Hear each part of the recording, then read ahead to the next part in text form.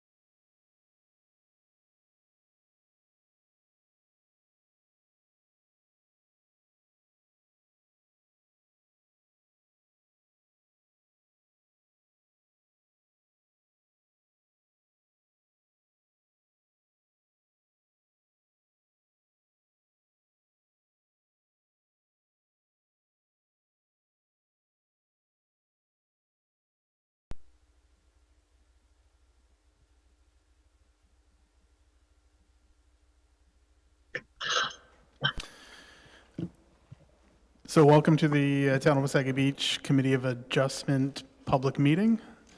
Can everyone hear me online? Perfect. My name is Adam Herod. I'm the chair of the committee. Members of the committee in person are Harold Van Gool, Daniel Paul, and Leo Casameno, and online is Andy Ferguson. So I'd like to begin our meeting by recognizing the First Nations, Métis, and Inuit people of Canada as traditional stewards and caretakers of our land. We acknowledge that the town of Wasaga Beach is located within the boundaries of the Treaty 18, the traditional lands of the Anishinaabe, the Haudenosaunee, the Teonatati, Wendat, and home of many First Nations, Métis, and Inuit people as part of the intricate nationhood that reaches across Turtle Island.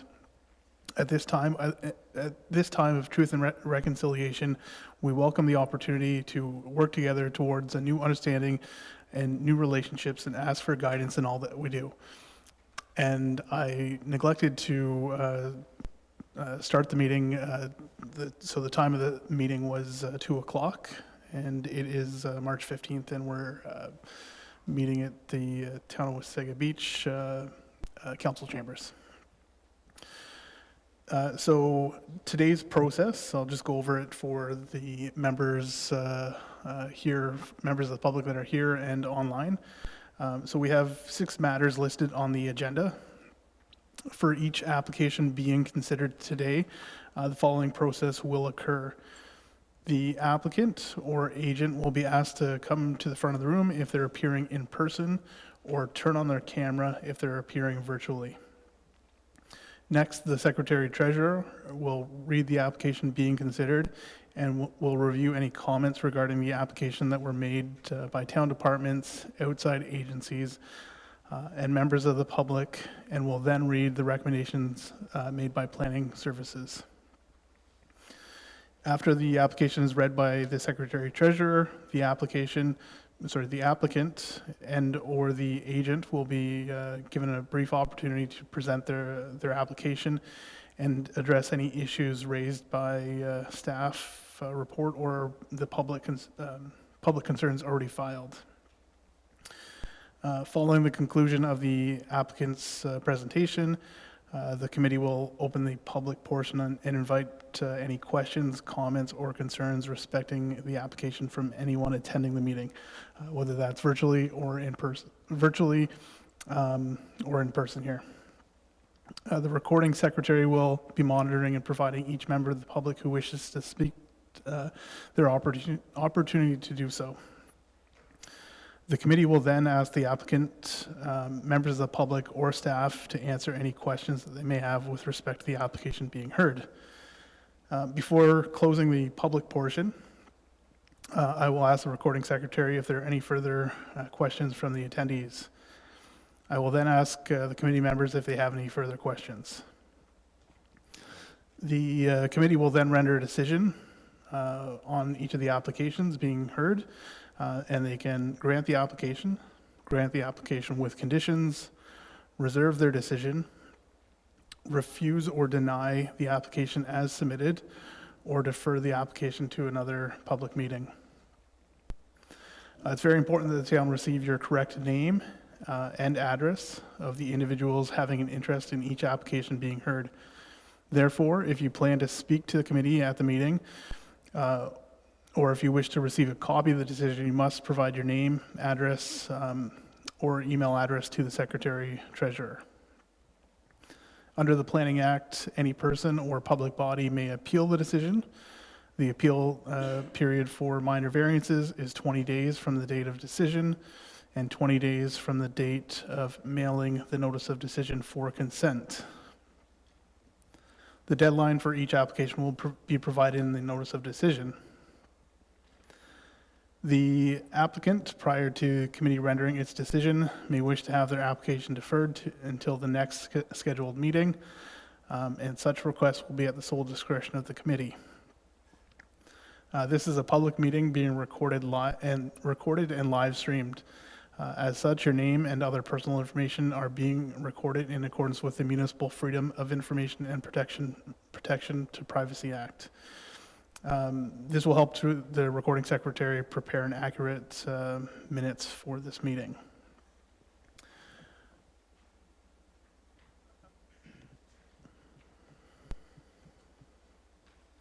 So the first application being considered today was a application that was deferred at the last meeting, and it's application B1521, and this is for Woodland Drive, lot 22, and it is for a consent. And I know there's a number of people that provided comments at the last meeting.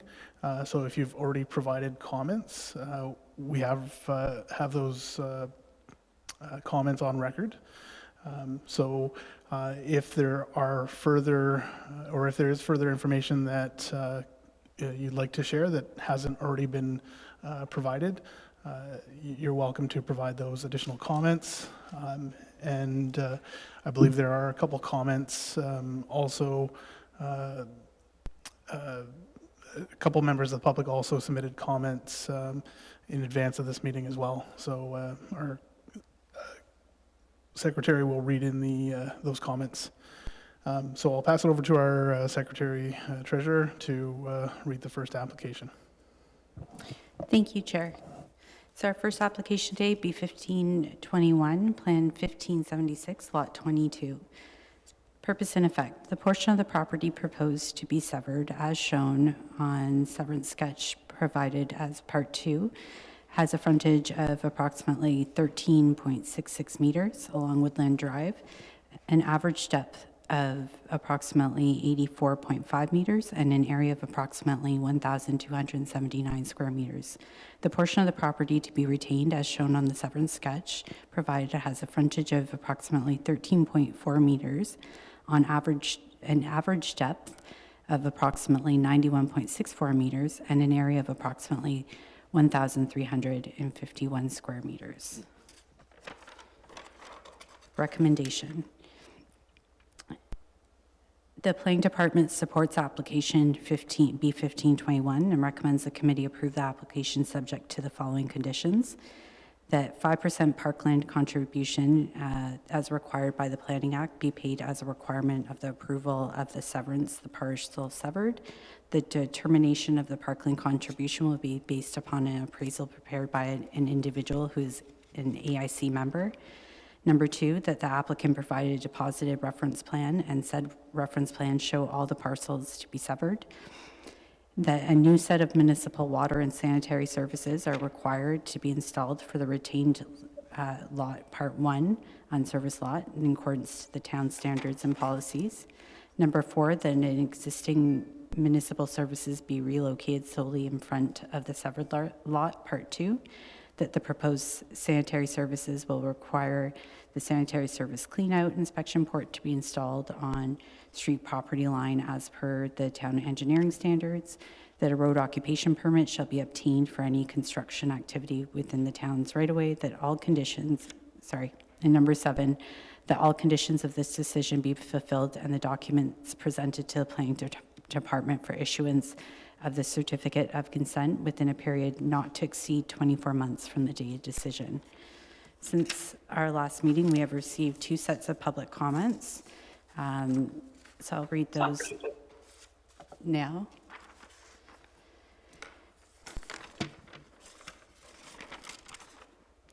So Don Caddo of 149 Woodland Drive wrote, Dear Secretary Treasurer and members of the Committee of Adjustment, in response to your letter requesting feedback on the above reference file number, I'm providing my concerns here.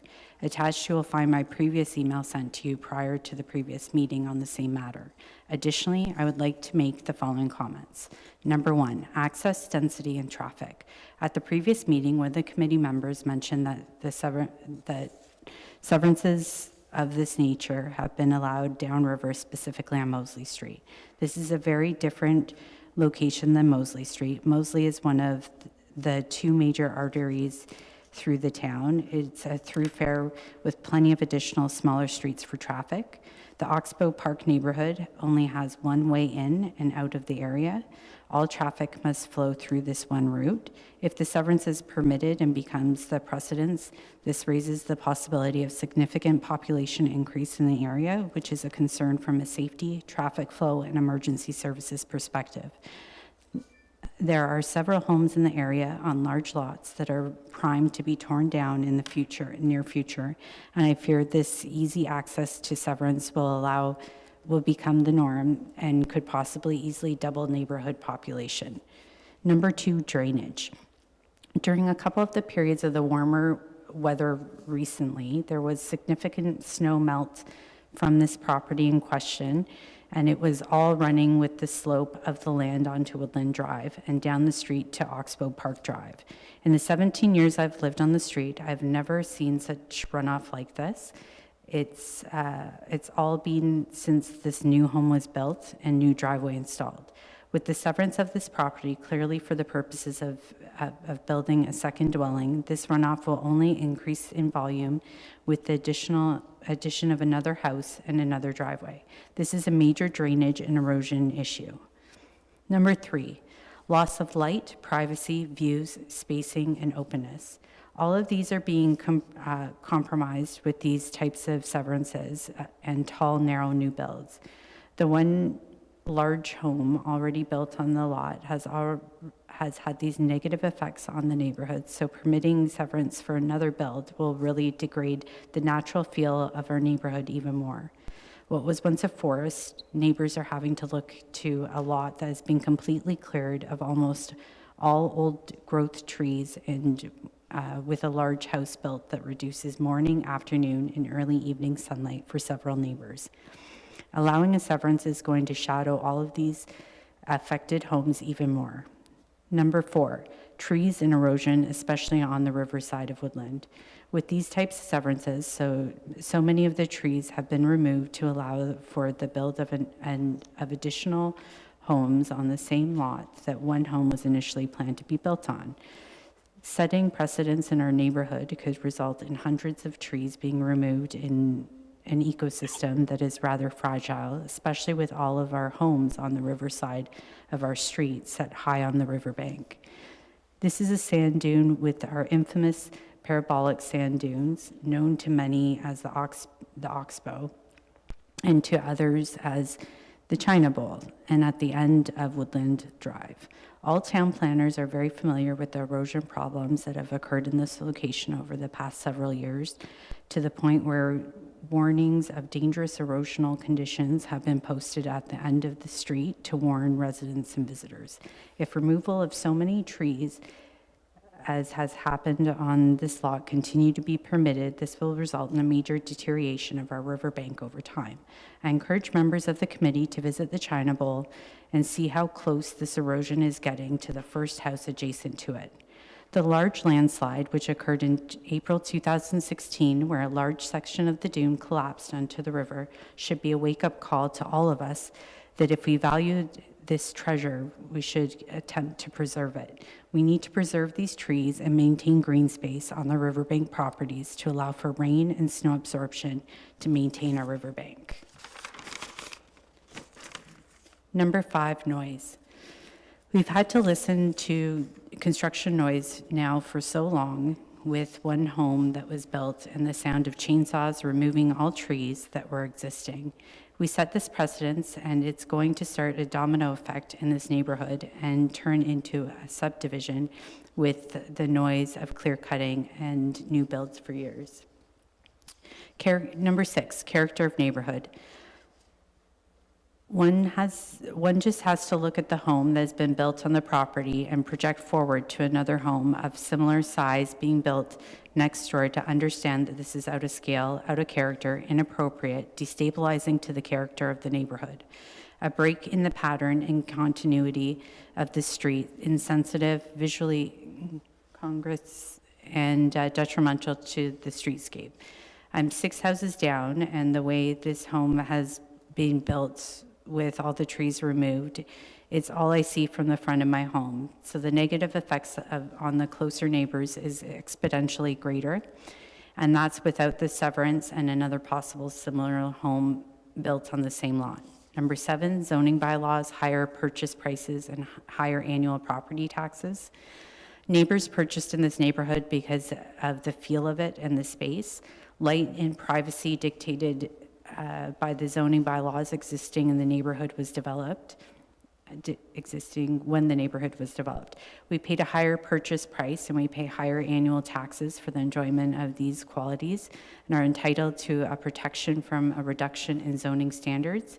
We should be able to rely on our municipality's former zoning policies, and it's a breach of trust in our municipality allows these policies to be diminished. Number 8, informing neighbors of plans. The owner of the said land mentioned in the last meeting that when we asked why he hadn't approached the neighbors to inform us of his plans to sever, that he was quite alarmed that he was hearing these concerns from neighbors for the first time. There was a committee of adjustments meeting a year or two ago, and a number of us raised issues and wrote letters of concern at that time. So this is not new to him that most neighbors were opposed to the severance. There was supposed to be a follow-up after that meeting, and the entire file seemed to go away. Then more recently, chainsaws arrived and construction began on the new home, which was now being built. My expectation was that the owner decided to conform to the neighborhood layout somewhat and drop his request for severance and build one home, and that was it. Until the letter from the committee about his renewed request for severance was circulated, we had no idea that his intention was to request a severance. Moreover, how are we supposed to know who this individual even is, where to find him, to have a discussion? He feels we should have been initiating directly with him instead of raising it at the committee level. All I've seen at the property are construction workers. He hasn't attempted to reach out to us at all. This severance and development is incompatible with its established built form and character of the neighborhood and erodes the aesthetic of the streetscapes. Please don't allow this to happen in our neighborhood so we start looking like every other subdivision in town where all the houses look exactly the same. The cookie cutter effect on lots 50% of the size of the current norm. The Oxbow, as we know our neighborhood, is a rare gem in Wasaga Beach, and with homes enjoying a beautiful natural setting set high and sprawling on our riverbanks. We need to do everything we can to preserve the natural beauty and safeguard our riverbank and to protect our geological wonder, the Nottawasaga River Oxbow. Wasaga Beach needs to preserve the flavor of some neighborhoods. Please respect our neighborhood, its residents' wishes, and the initial zoning bylaws developed for its own town planners. We see what the Ford government is doing with our greenbelt. Let's try to work together to preserve some of the very few beautiful natural treed greener spaces in Wasaga Beach. Thank you. Don Caddo, 149 Woodland Drive. And the second comment that we received was from Dan Budzak of 150 Woodland Drive. So I'll now read that into the record. Reference to the severance on Woodland Drive, application 1521. We live on a unique, quiet street. It used to be a crescent, but is now a drive. Usually the only people that use this street are the people that live on it. We have a variety of homes on this street. The uniqueness of this street is that all the home on 100-foot lots or better. Most people on this street have owned their homes for a long time. There are about 25 homes on this street. I've been in my home, 150 Woodland, for about 40 years. My lot is 110 feet frontage. I love my home and property and very comfortable. The problem I have with the severance is that there are 10 homes plus on my street, and that if sold, could be considered tear downs, mine included. And most likely the buyer or developer would also think about severing and putting 2 homes on the lot. Now this quite street with homes of 100-foot lots could possibly end up increasing the residents from 25 to 35, or possibly more if we allow the severance to go through. Driving down the street with all the homes on 100-foot lots is beautiful. Taking 10 or more of these lots and squashing 2 homes on them will change our street to a typical subdivision street. Just letting more homes on this street mean a ton more mature 100-year oak trees being cut down. 90% of the trees on the properties are oak. The lot that is asking to be severed probably had 4 or 5 oaks on it. Multiply that by 10 or more, and we've lost 50 or more mature oak trees. Subdivisions are already destroying the look of our town by clear cutting everything where they go.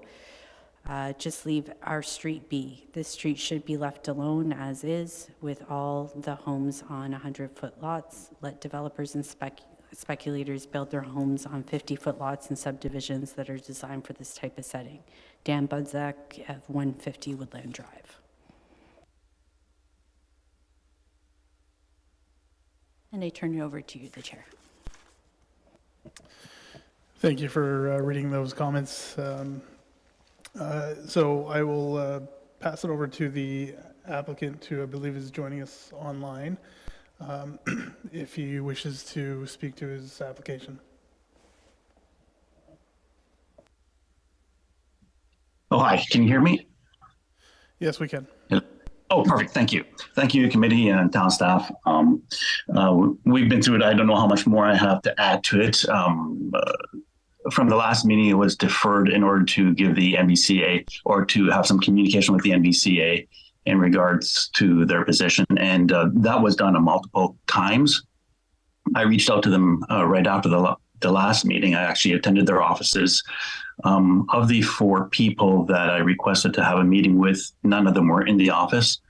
I did get a phone call later, and we had discussed all the matters, and they had requested the evidentiary emails that I had from town staff. He also indicated that the person that had submitted the comments from the NBC the last time was a new staff member, and he did not have all the, history of the file to that previous, to the last meeting.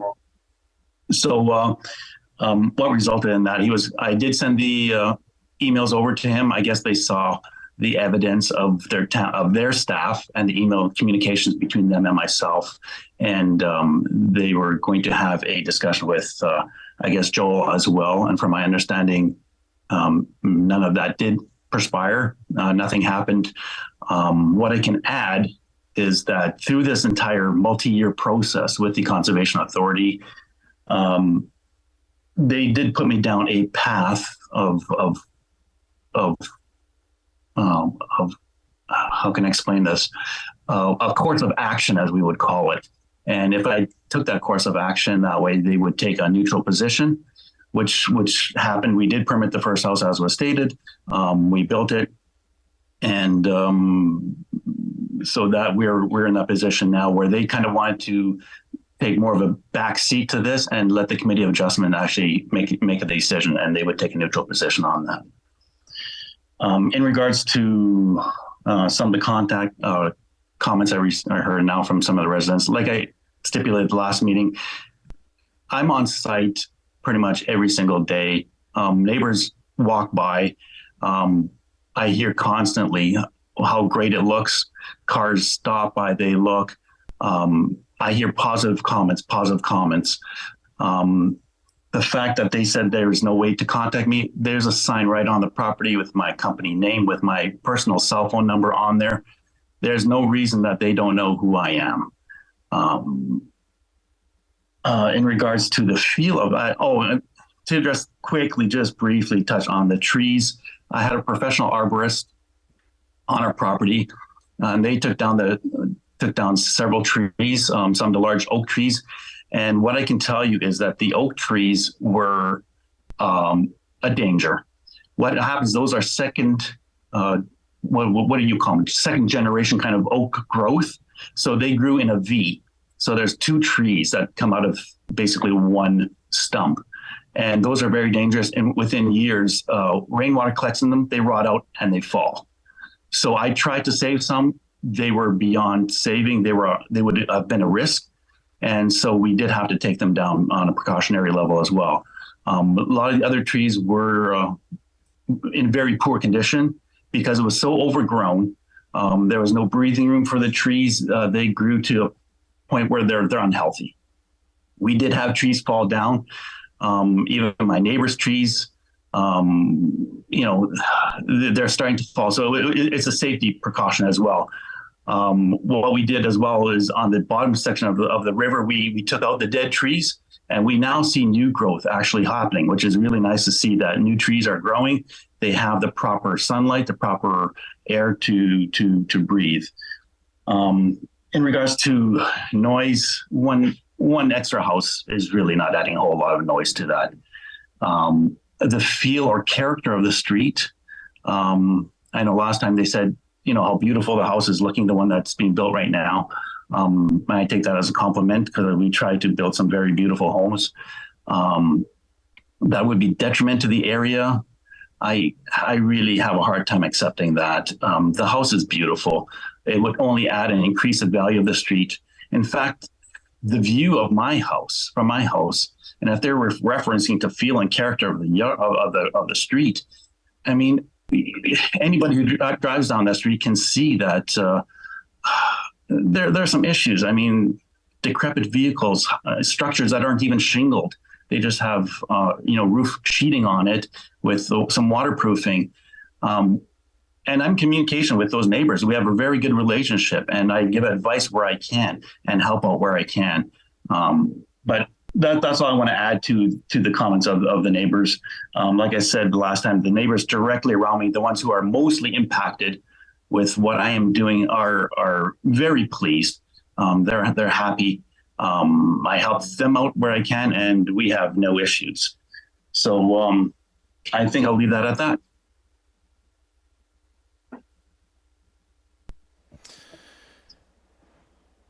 Thank you, Kurt. So next, I'm going to ask if there's members of the public wishing to speak to this application. And just for the record, I believe there's a few of you on here that have already provided comments. So just be aware that if the purpose of providing, if you're wishing to speak to this matter again, it is to provide additional comments to the comments you've already provided. I don't know how many members of the public. Is there anyone in? Okay, there's one person online. These two individuals that are here in person, are they here? Okay. Is there anyone else other than Jennifer wishing to speak to this matter? Okay. So Jennifer, go ahead and just unmute yourself. Thank you. Sure. And like you said, I've already submitted a letter, but just in two very quick points in addition to that letter is that in the past meeting, the emphasis was on the Nottawasaga Conservation Authority, which of course we completely respect and support. But as a community, we were asked for our input, and obviously we have put it in en masse. And we hope the committee can clearly see that the majority of the neighbors is actually strongly against the severance. There are 14 names signed on that petition, and 14 names in an area with such wide lots is quite a bit. The other quick little point I'd like to make is that most of our lots are 100 by 200. This lot at 88 feet already is actually one of the smallest, if not the smallest, on the entire street. So actually, when that gets separated down, and I hadn't even noticed these numbers previous to this, it comes to a 44-foot lot on most of the others, on a street where most other lots are 100 or plus feet wide, which is a lot smaller than a lot of these other subdivisions that are packing them in.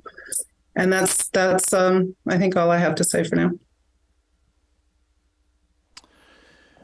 Thank you very much for providing those additional comments. And is there anyone else wishing to speak to this matter?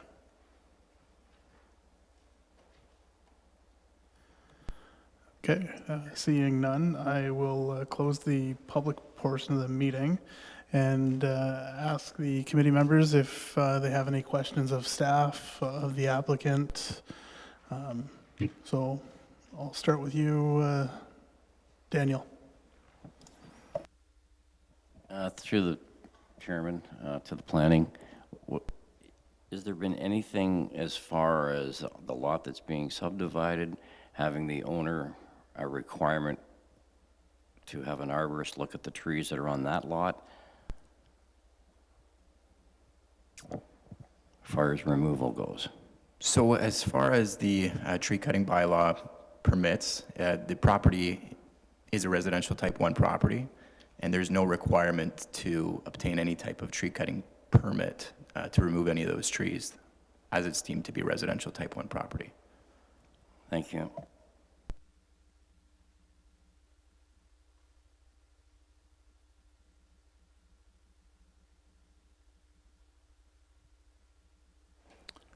Thank you, Mr. Chair. Joel or staff, we defer this because of the NVCA issue. Could you give us an update of any communications that you might have had in regard to this? Through you, Mr. Chair, so there have been no additional correspondence from the MVCA. The commenting period was open as per the normal commenting period for any type of Committee of Adjustment application, and we did not receive any updated comments from the MVCA during that circulation period.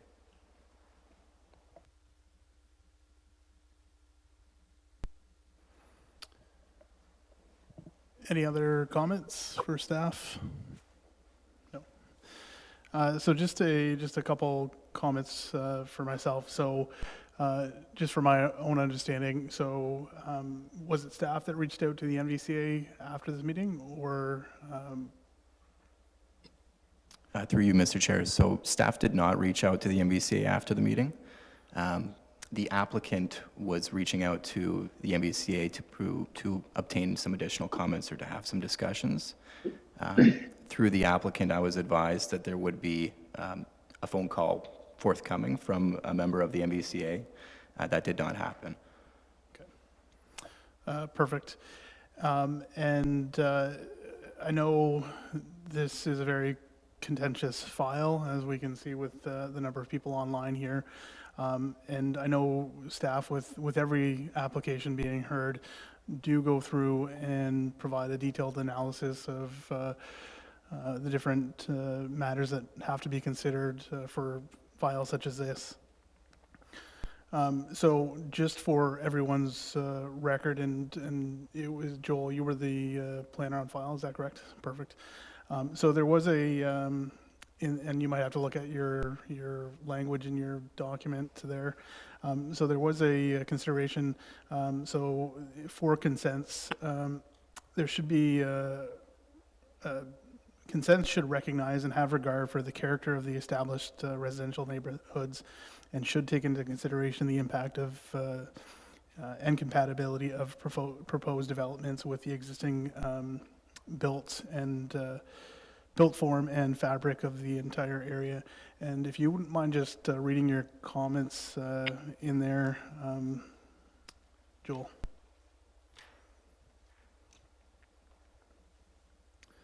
And sorry, are you referring to just under the subject site? Sorry, just bear with me.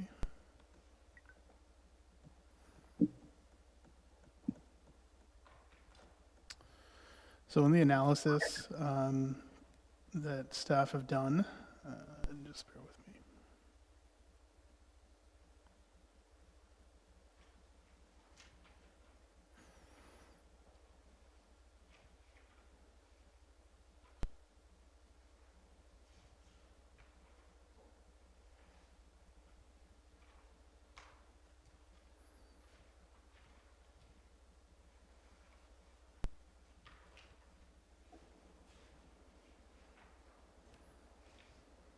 Now I just need to find it myself, so just give me 1 second.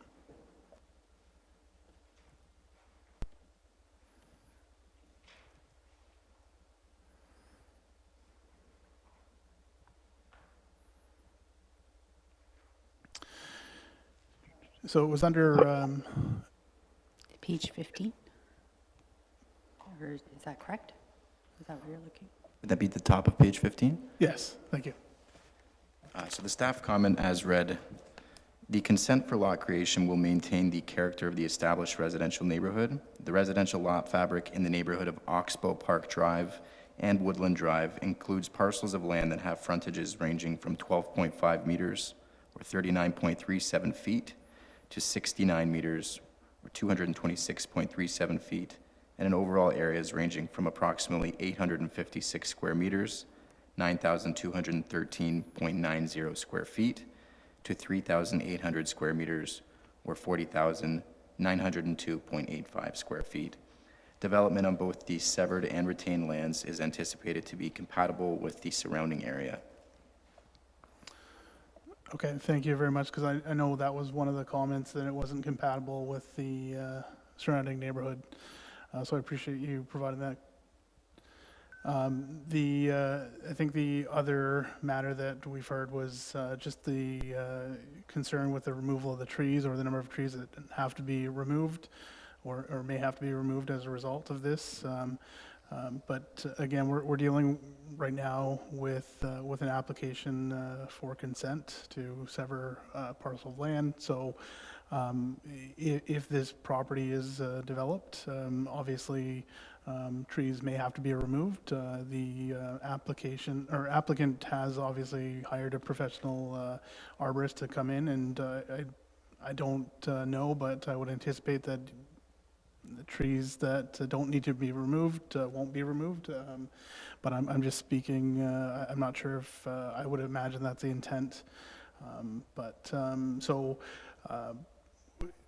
I don't really have any concerns with the trees per se. There were comments about, I think, the erosion as well. And I believe staff have also provided some comments in regards to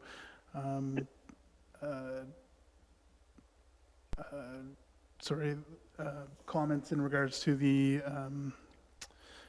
soil conditions and such. So the size of any parcel of land created by such consent should be appropriate for the use of the proposed consideration for the public services available, soil conditions, surrounding development, neighborhood character, and in all cases shall be any parcel created should conform with provisions of the zoning bylaw.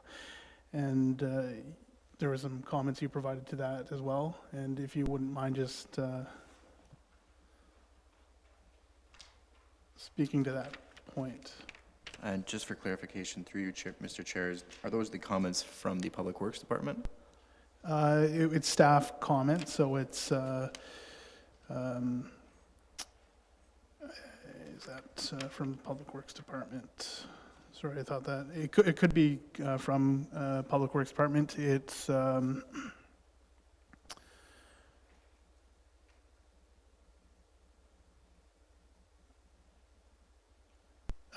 E, and it's on right below that, it's page 15, sorry, on page 15, and it's item E. So the comment that reads under the official plan analysis for E, the proposed severed and retained parcels subject to this application for consent for lot creation exceed the lot area and lot frontage requirements outlined in the residential type 1 R1 zone within the town's comprehensive zoning bylaw. The size of the proposed severed and retained parcels are appropriate for the proposed use and maintain compatibility with the surrounding development, neighborhood character, and have access to public services.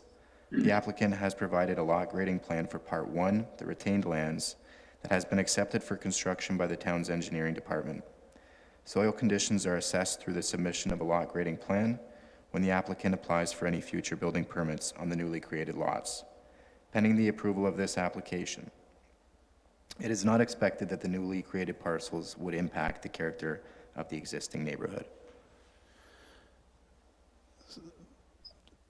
Thank you again for reading those into the record. From my perspective, I don't see how we can deny this application based on the information that has been provided to staff or been provided by staff. The fact that the NVCA is not here, I mean, that doesn't help the matter. unfortunately. I wish they would have been here to speak to some of the concerns that some of the other residents may have brought up. Having said that, I'm fully supportive of this application. So I guess that will bring us to the conclusion of the comments, unless there are any other comments from the committee members.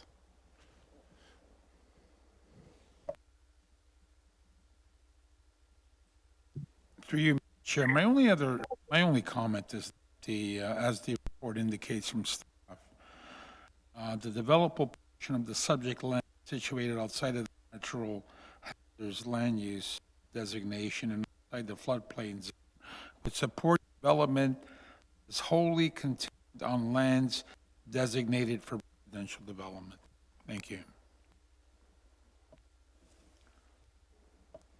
Thank you for those comments as well, and go ahead. Yes, Mr. Chair. I would like to suggest that if it's possible, we add something onto the conditions, if there's conditions that have to be followed up by the owner, and I'm going to suggest something along with the trees. I'm going to vote for the severance based on what I saw, and I thought that the property was unique in its own way on the corner.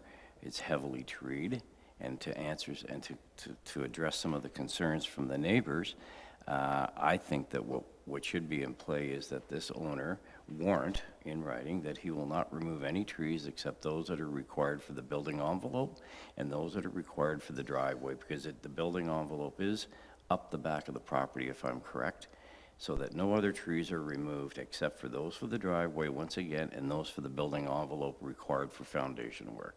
I think that's my concern, and I think that it would be something that we should put in play. And if that means a condition added to whatever's on there now, or however we should address this, maybe get it in writing from the owner that he warrants that no other trees will be removed. Thank you.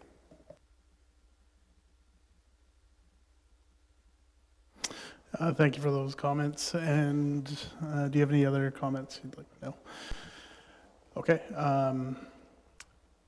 I guess I will ask staff whether or not this has been done in the past, and in regards to putting conditions on an application, that the applicant not remove any more trees than necessary for the building envelope. But having said that, we gotta, sorry, just before you answer that, this is not a building permit application. This is a application for consent. So we need to make sure that we're focusing on that issue, and I appreciate your comments. So I wouldn't be supportive of putting that in the actual list of conditions.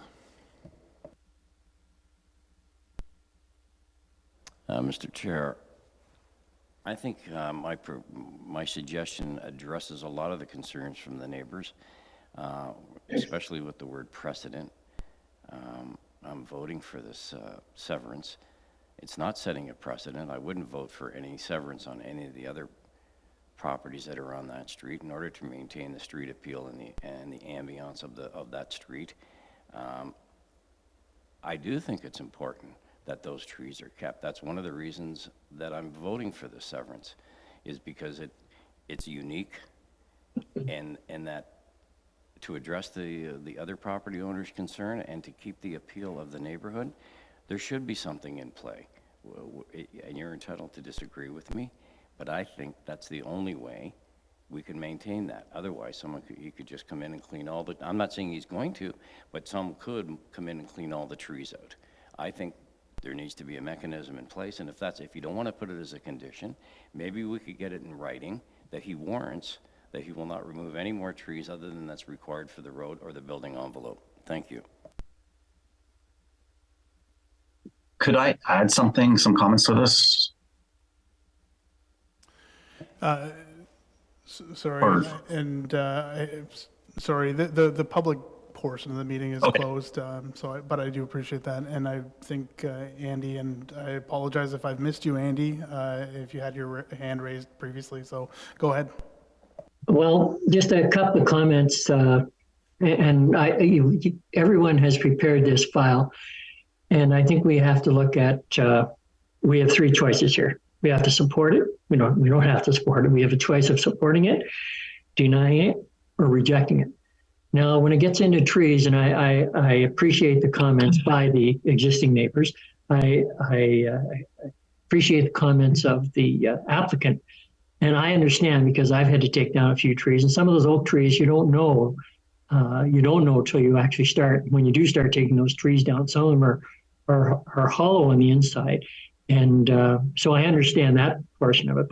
And back to Daniel's comment, I understand there may be a concern about the trees, but we in my opinion, are looking at a severance here, and I don't think we can impose. If the town doesn't already have a bylaw in this situation, or a tree bylaw or whatever, then I don't think we can impose it on them. All we can do is trust that the builder is going to do what is acceptable and right, not necessarily clear cut. So back to the point of it, we either support it, we deny it, or reject it. And I don't think we can add too much more as far as other contributions to it. That's my comment.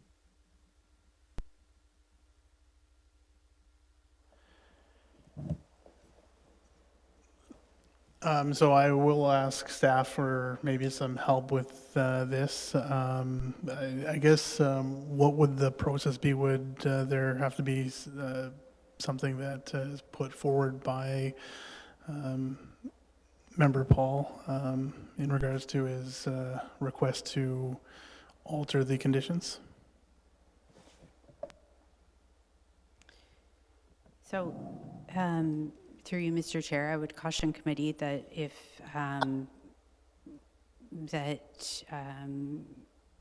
if we're adding a condition, that I would just ask that I would ask for some language around that. As far as protocol, if committee is not supportive of the decision with the recommendations provided, then we would then put forward the condition, like we would put forward the vote with the condition as, or with the additional condition. Okay, so just, and I apologize, I'm not up to date on the process. So Member Paul has asked for additional language to be put in the conditions. It sounds like at least 3 members are not supportive of that. So I guess, do we have to, ask for, he's moved it, so do we have to ask for a seconder? Or I guess, do we have to even consider that as an option?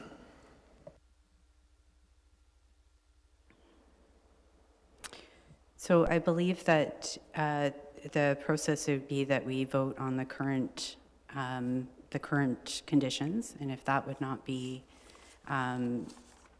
if committee is not going to support that, then we would put forward the condition that is being recommended. Okay, so I guess, and hopefully you can hear me online. I guess I will then call the vote as to whether or not, or sorry, that the Committee of Adjustment hereby approved the application from Rodney Reynolds, and it's application B1521 with the conditions as set out in the application. So do I have a mover? And do I have a second? Leo, a mover, and seconded by Harold. So all in favor of the application with the conditions listed. Okay, that is carried. So I guess we won't have an opportunity to add that as a condition. Okay, so that concludes our first matter. So moving on to the second matter for today. And just for the record, it is 2:50 p.m. and we are moving on to application number 2, A3522, and this is for 19 Pearl Street. And this is Mike Teeple that's here for a variance. And I believe he's online, so welcome. And if there are any other individuals here that are still online for the previous application, they're free to leave as well. So I will pass it over to Committee Secretary to read in the application. Okay. And so A3522, 19 Pearl Street. Application for minor variance A35, 19 Pearl Street. Application for minor variance A3522 was submitted by Mike Teeple on behalf of Maxim Kurlov, owner of the subject lands. The application requests the following relief from Section 4, Residential Type 1 of Zoning Bylaw 2003-60 as amended. Section 4.3.9 to increase the maximum required lot coverage from 35% to 37%. The variance requested would facilitate the construction of a new 22 square meter attached deck. The MBCA has no objection. The Public Works Department has no objection, and there are no public comments. The recommendation is to grant the application and for approval. And there is one condition, and that the development be substantially consistent with the site plan and building design drawings provided with the application submission at the time of the building permit submission. Thank you. And Mike, if you'd like to speak to this matter, you're welcome to.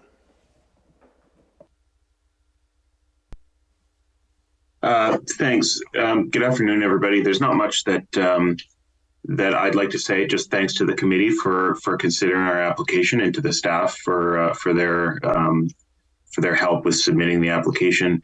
I've noticed that there are no real comments from the different departments or the NVCA. No one's really in objection to it, and it's fairly minor in nature. The variance that we're applying for. So with that in mind, we'd just like to leave it to the committee for their decision. Thank you. And I neglected to ask, was there any comments from the public, Christy? No, there's no comments received. And is there anyone that's online that wishes to speak to this matter? No, seeing none. Okay. I will close the public portion of the public meeting and pass it over to committee members to see if they have any questions or concerns. So I'll start with Andy if he has any questions or concerns. No questions. Thank you. And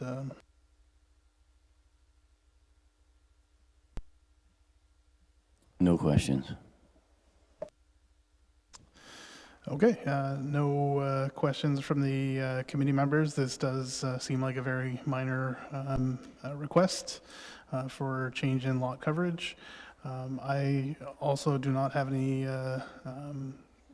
questions other than just to confirm, I guess for Mike, was the owner of the property aware of the recommendations or the conditions by staff, and that is in the document. So. Yes, Max is currently online as well, so he's been a part of the process from the start. So he is also aware of the requirements. Perfect. I have no further questions, so I will, I guess, call the vote that the Committee of Adjustment hereby approve the application from Mike Teeple, and that's application A3522, and this is for 19 Pearl Street. So do I have a mover? Moved by Leo, seconded by Daniel, and all in favor. And that is supported. So thank you very much for joining us online.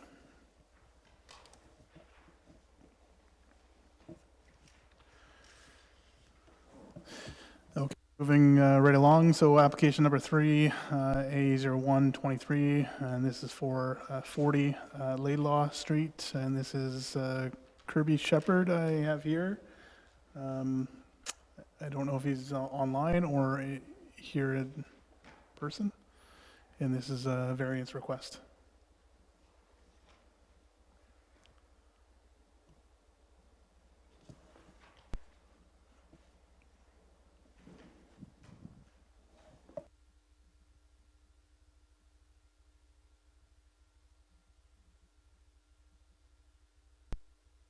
And I don't see him online or here. Do we have an opportunity to maybe reach out to see if he's able to attend the meeting?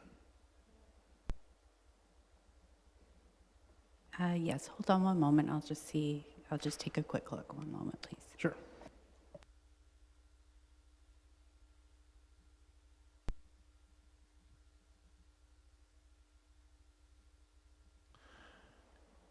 And I guess it's up to you whether or not you want us to continue on just in the interest of time, and maybe see if one of the other staff members here can maybe reach out to see if, yeah, perfect. Okay, so just in the interest of time, we're just gonna move along.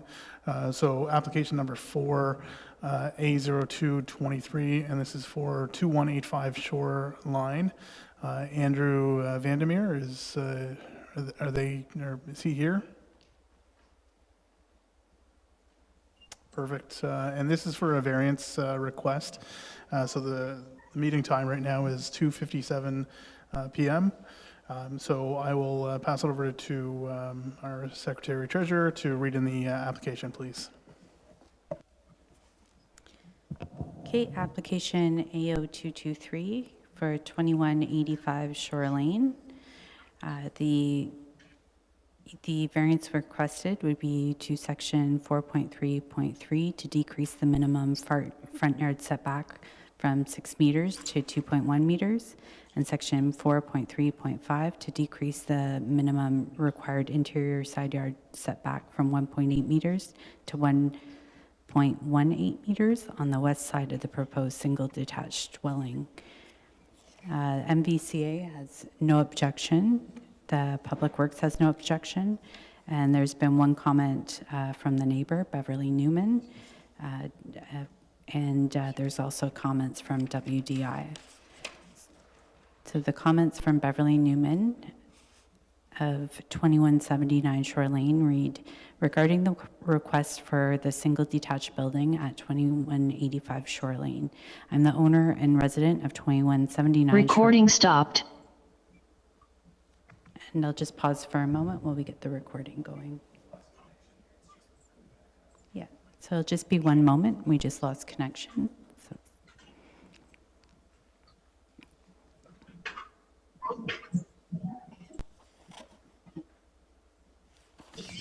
Recording in progress.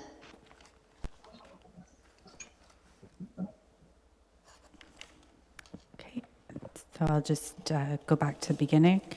I'm the owner and resident of 2179 Shore Lane, Wasaga Beach. My property is adjacent to 2185 Shore Lane. My concern with the new construction is the drainage.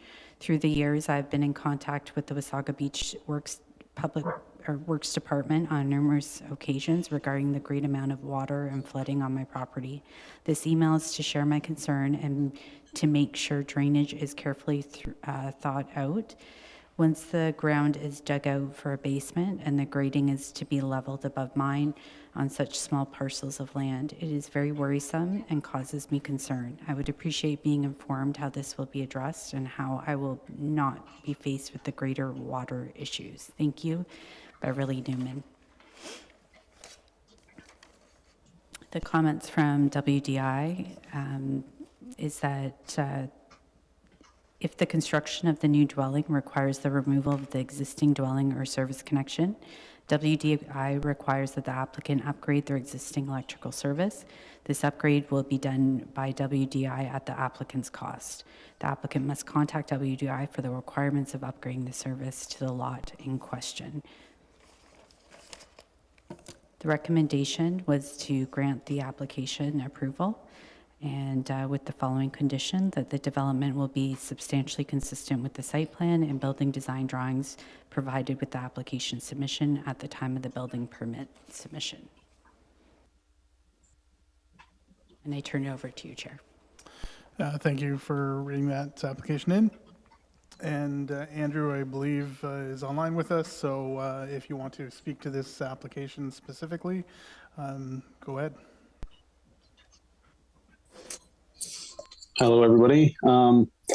Yeah, so as you can see, it's quite a small pie-shaped lot. So in order to really build anything that is,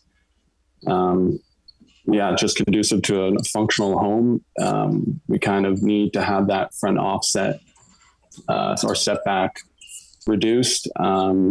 This way, the home can come out a little bit closer to the road, which then will allow us to put a deck in the back and have some backyard. And then it'll also provide at the same time more privacy for the house to the west. In designing the house, we went by the lot a couple of times, and I actually used to live in the house to the west. So that said, I was trying to make sure both occupants would maintain privacy. And if we had to move this house back, it would almost block all the windows on that house to the west. So, and we just wanted to keep the house within the same footprint. Sorry, Andrew, I'm just gonna get you stopped. Just, it looks like we're having some technical issues with our system. Yeah. Just until we're back Sure. up online.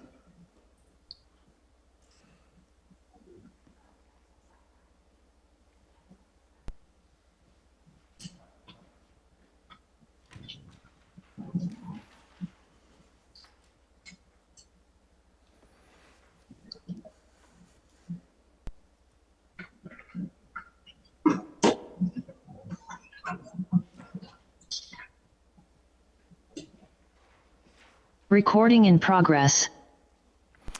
All right, so I think we're back online. So you can continue on, and I apologize for that. So we were just trying to basically keep the same footprint. I mean, it's gotten slightly bigger, but that's why to that west offset, trying to keep it there was important just to gain that parking space in the front as well. And to, I guess, address grading, we are going to be raising this up to almost match the property that grade line to the west. And then, Bev's house will be lower. So obviously what we're going to have to do is kind of put a retaining wall down that east side to maintain or to stop drainage from coming from our house onto her property. And two, we also don't want, Bev's yard to get flooded in. So I was thinking we're always driving by all the time, but, this spring before we start this development, we could drive by just to actually see what the water situation is there to see if, we can mitigate it somehow with that retaining wall and even beyond that retaining wall to see if we can mitigate some of her drainage issues. And even, in the front yard, if we're developing this, we'll likely have to dig out the ditch on the front of this property because there is almost no ditch there. So I'd imagine we might have to do some maintenance there, which hopefully could alleviate some of that water I know would build up in her front yard quite a bit. But once we get to the stage where we can put together an engineered grading plan, we can try and mitigate those issues. What else? And I guess when it comes to the electrical, obviously all of that will be upgraded, and we'll put in a new panel and everything like that for that house. So that'll all be done properly when the time comes. Yeah. Otherwise, we're just, it's a small lot, so we're trying to design a unique home that would fit Shore Lane. And yeah, because I know lots of people enjoy walking up and down the street and seeing all these different buildings and projects. So that's kind of the ultimate goal. Perfect. Thanks for those comments. And I'm not sure, I don't know who the individual is, Jacob. That's what this screen shows as their name. Are you part of this application or? Sorry, you're just on mute right now. Can you hear me now? Yes. Sorry, I'm actually using my son's laptop. It's Lucy, the owner. Okay, perfect. So do you have any, I guess, comments you'd like to provide? First of all, thank you so much for your time. And the comments that I have is we bought this cottage a while ago, almost 10 years ago. And we just, the area is so nice. It's so close to the water that we decided it's time for us, if possible, with your permission, of course, to build something, a little bit bigger and that we can use and enjoy. Obviously, both me and Andy, we always keep in mind the neighbors, Carrie and Alex and Beth. Like, obviously, we want to do everything up to the code and, for everybody to be happy. Perfect. Thank you very much for those comments as well. And I don't see anyone online or in person here, so I will now close the public portion of the meeting and turn it over to committee members to see if they have anything to ask. No comment. No comment. And Andy, go ahead. Just a couple of questions. One is there an existing house on the property now? Yes. And how many square feet is that house? You know what? I don't have it on here. Around 550, Yeah. something like that. So is that 550 going to be demolished and a new house is put in at 628 square feet? The 628 square feet, that is the coverage. So the new house will be a 2-story. So it's just under, I believe it's just under 1,200 square feet. Okay. And what is going to be the height of that house? The height of that house will be, I got a cross section here. It'll be 33 feet to the peak from grade. Okay. Okay. So it'll be quite a pitch. Now, number of parking for cars, if this severance goes through, how many cars will be able to park on that particular lot? Vehicles? So beyond the lot line into the house, there'll be room for 2. And then, if you're not on the road, there'll be room for 2 more. But then you'll be on town property. Okay. So 2 will fit, 2 vehicles will fit on the property after the house is built. Yes. Yeah. Yeah. And Yeah. comment? Go ahead. Well, I was going to say, right now, it's basically they're parking kind of half and half on town property and on their property. Okay. If it comes up down the road, my concern is the parking. I'm glad you addressed that drainage situation because of, and a retaining wall or whatever, as long as the water, and that's not up to me, but up to the municipality as the drainage stays on their own property rather than flood somebody else out. Mm-hmm. Yeah. And I've seen Bev's property in the springtime and it's not the front yard, especially. I'm not sure that's what I want to see at the backyard, but the front yard, I know it's not pretty in the springtime. So hopefully we can mitigate that with a ditch here. So. Thank you. That answers all my questions. Thanks. Yeah, no problem. So more just general comments. It looks like it's a fairly old house on the property. So it's great that it's going to be kind of developed and a new home potentially be built on that property. And it is a very uniquely shaped property for sure, and not a lot of room for kind of building on that lot. So I understand the need for kind of the variance request. So I don't have any, we do have another, what, sorry? Yeah, so we do have one more question, so. Yes, Mr. Chair, just a quick question. Is there a full basement in this new home? Yes, there is. Yeah, it'll be a raised bungalow.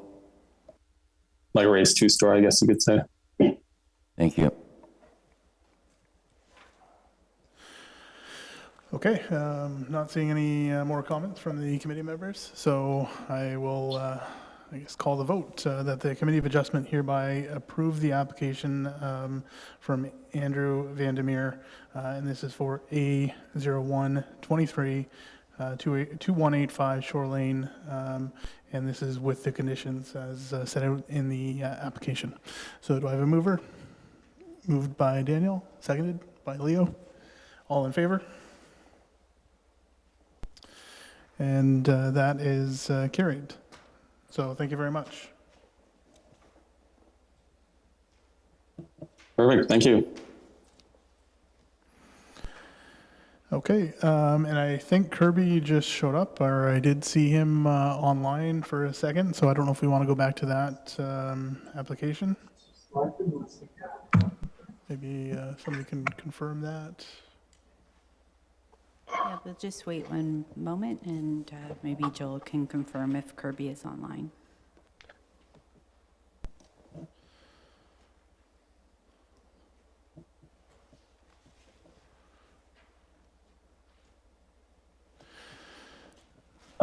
Can you hear me? Yes, we can. Thanks for joining us, Kirby. So I'm just going to actually go back to your application now. So just give us a few minutes. Our Secretary Treasurer will read in your application.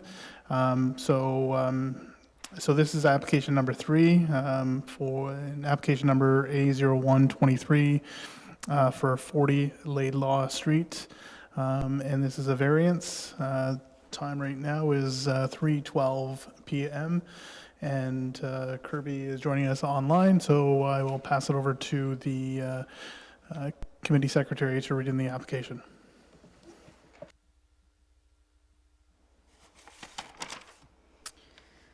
Okay, so file A0123, 40 Laidlaw Street.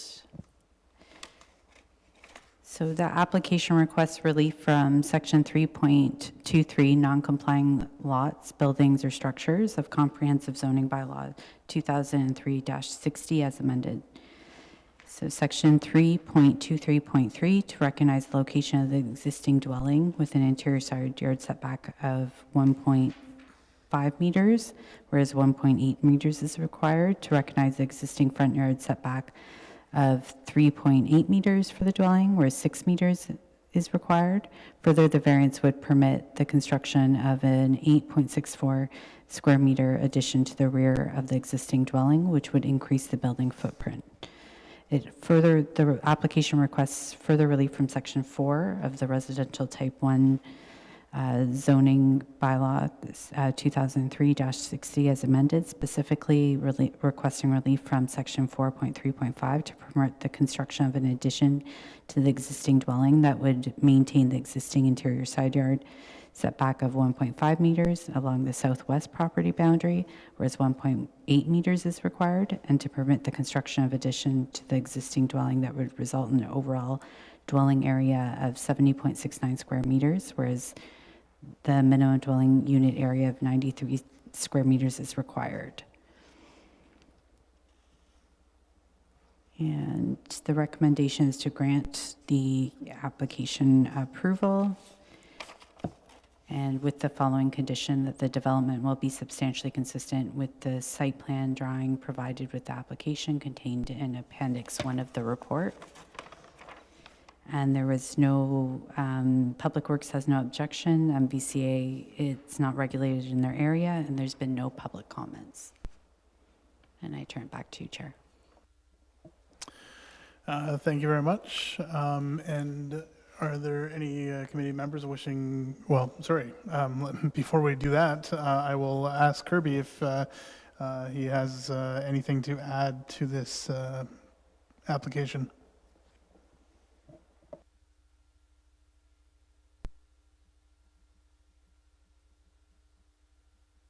Sorry, we can't hear you. Unmute. Okay. I've never been part of this process before, and it's quite an experience for me. I appreciate all your time and effort in helping me with this. No worries. So this is your opportunity to maybe speak to your application. So I'm assuming that you have seen the staff report and the recommendations. And obviously you've provided staff with a site plan of the proposal. So if you want to add any further comments or provide us with a bit of a presentation, this is your opportunity to do so.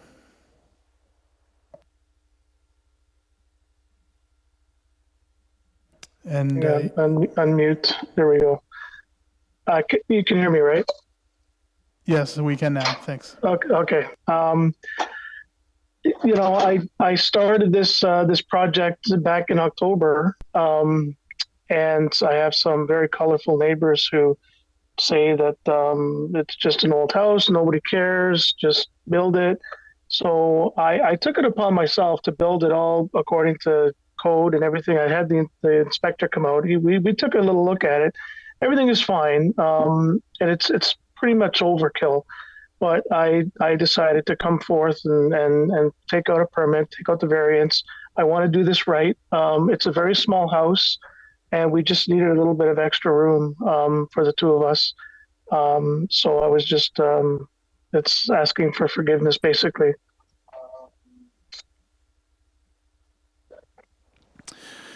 Okay, thank you very much. I will, unless there's anything else to add, Kirby. Not really. I don't really know what to say or what you would like to hear.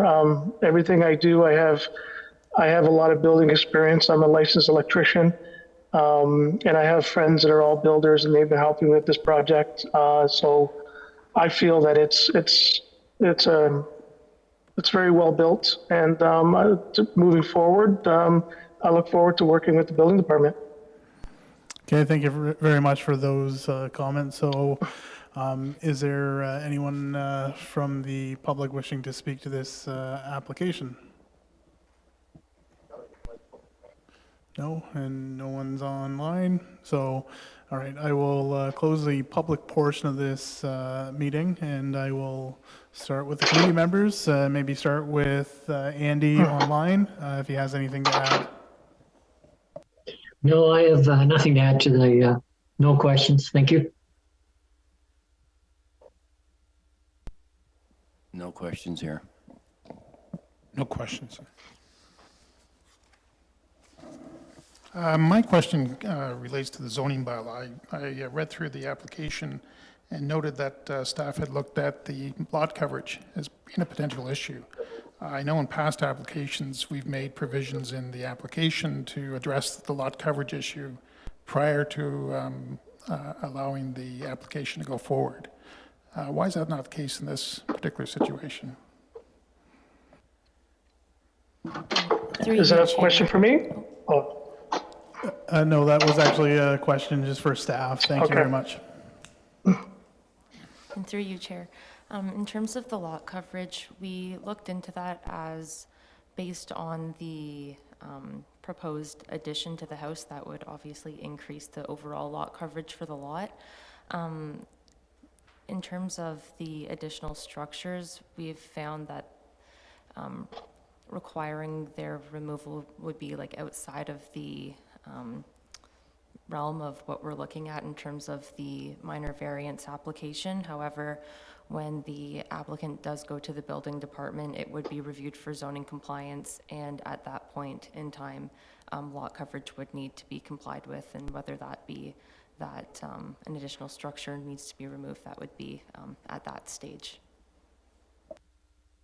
It wouldn't be a problem. I have two temporary shelter logic garages. They're just those temporary ones, like a shelter, and one's covering my boat, one's for my bicycle. So they're not permanent. I can remove one if that's a case.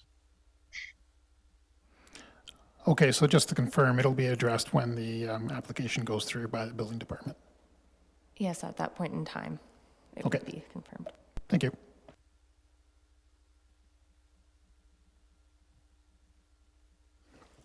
And I don't see any other comments from the committee members. So I will call the vote that the Committee of Adjustment hereby approve the application from Kirby Shepherd. And this is A0123 for 40 Laidlaw Street. And this is the application with the conditions. So do I have a mover? Moved by Leo, seconded by Daniel. All in favor? And that is passed. So you are free to go, and your application has been approved by the committee. Thank you very much, gentlemen. Thanks. Take care. Have a good day. Bye.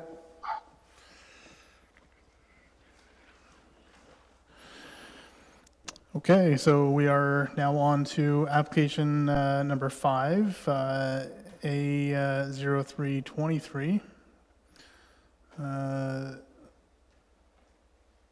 This is 2021 Shore Lane. Richard Supa, hopefully I've said that right, maybe not. Cuba. So you're here today. So if you want to just come forward and just grab a seat at the front there.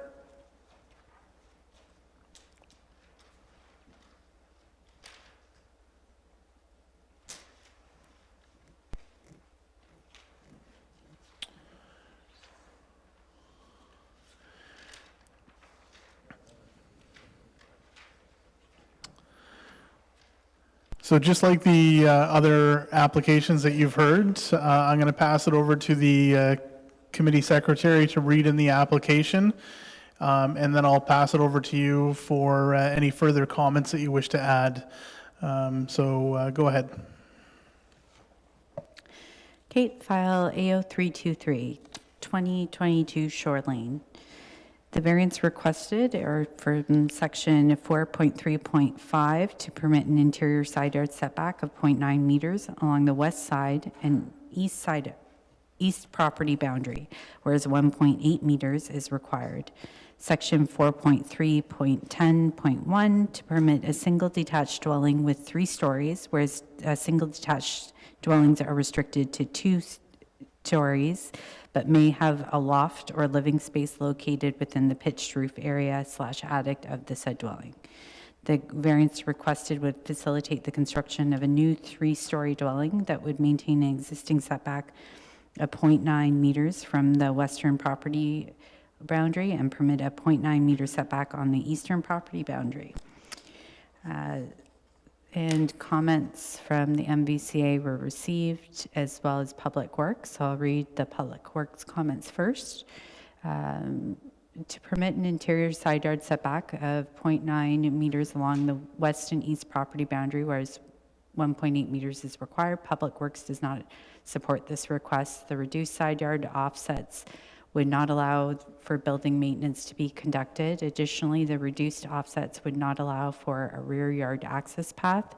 Further, there is a concern of how the subject lot must manage any stormwater runoff within the lot and not dump on the neighboring property. It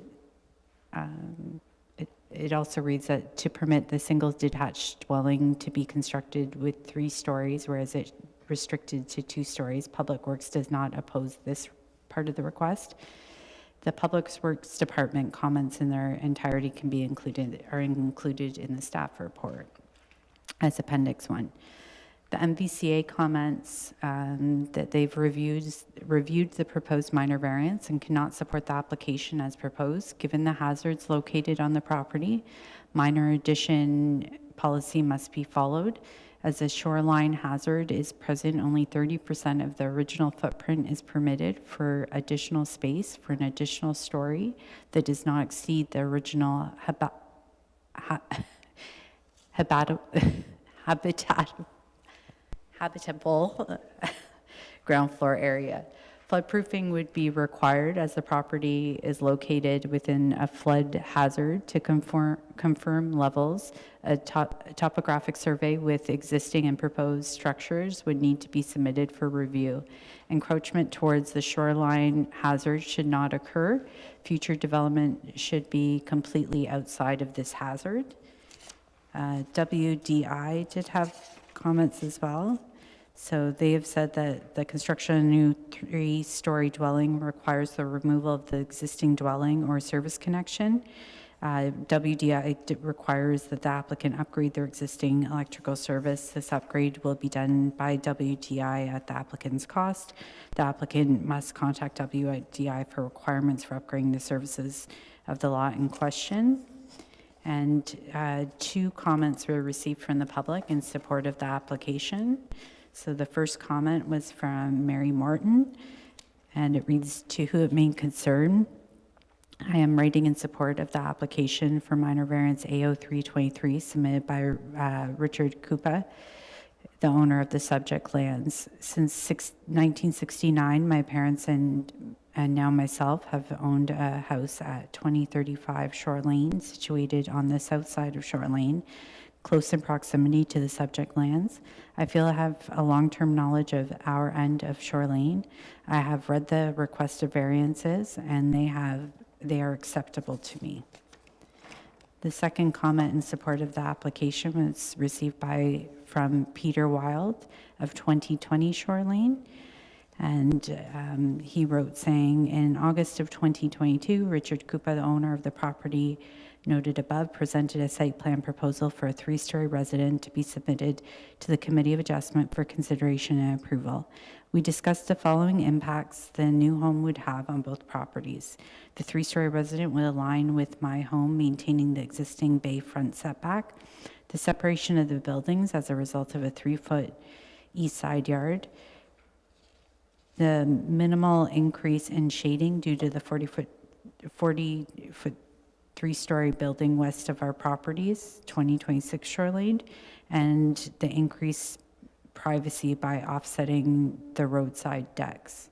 Richard agrees that a view blocking deck will not be built on our mutual property line. I approved the requested variances and signed the plan. See attached. Sincerely, Peter Wild."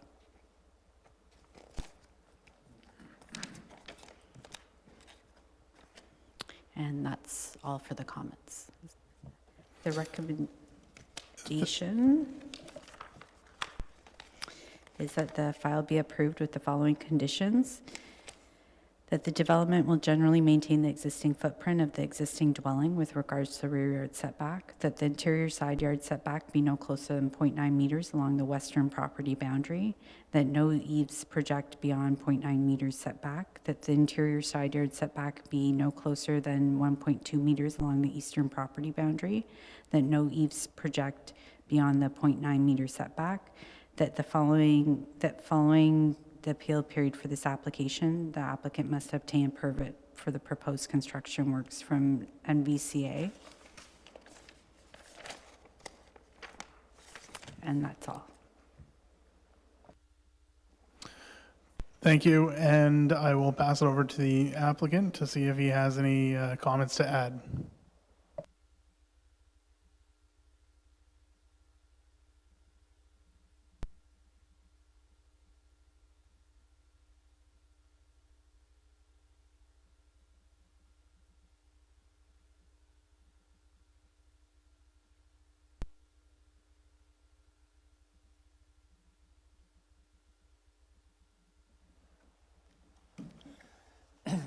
Chairman, committee members, my name is Richard Cooper, and I'm owner of 2022 Shore Lane on the annex lands from the township of Nottawasaga. My cottage is 1-story bungalow. The neighborhood is comprised of approximately just a block neighborhood of 25 lots. with various frontages of 50, 25, and in my case, 31.5 foot. There are 3 two-story residents in that block. I got that wrong. There's 3 two-story and 1 3-story residence. The other 20 lots are all bungalows. The 330 residence was built in 2016, complying with the 2006 bylaws. In 2007, a bylaw was passed that limits the number of stories to 2. The application requires an adjustment for 3 stories, as it is not appropriate. I just want to make a comment. My cottage is a one-season cottage, and was not placed in regards to boundary lines at that time, and there are many properties in that annexed area under Plan 645 and 654 that don't meet any side yard requirements. A lot of the people who bought, the first original people buying on that plan, were farmers who just put cottages there and used them for their particular summer time between sowing and reaping their grains. Quite a few people from Stainer and Collingwood moved out and had small cottages on those lots. So that the time when I went up to my cottage, I was quite amazed at the house that had been started and was being built on my western boundary. And at that time, I didn't think it was appropriate either. Therefore, when I came around to doing something with my property, it was decided that we'd go to the highest and best use, and felt that if it met the standards, that it would sort of complement the only 3-story residence abutting my property.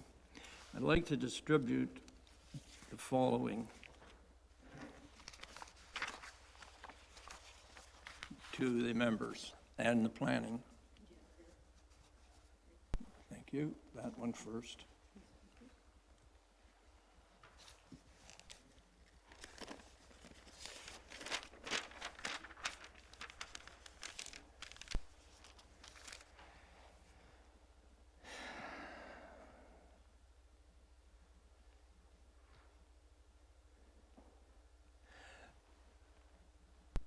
Got enough?